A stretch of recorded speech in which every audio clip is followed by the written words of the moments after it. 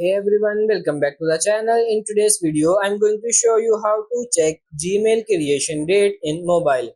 It's really simple and easy. For this, first of all, just open your Chrome browser and then in the search bar, just simply search for this Gmail. Click on this search and then tap on these three dots in the top right corner and just simply click on this desktop site to view desktop version.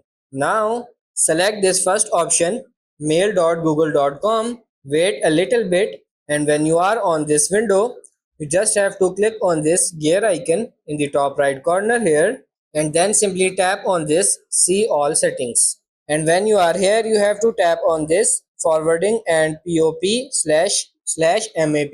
Then you can see this option pop download. And if you scroll to the right, you will see the creation date here. So that's pretty much it for this video. That's how to check Gmail creation date in mobile. I hope this video was helpful. If it is, like it and subscribe to the channel. Thank you.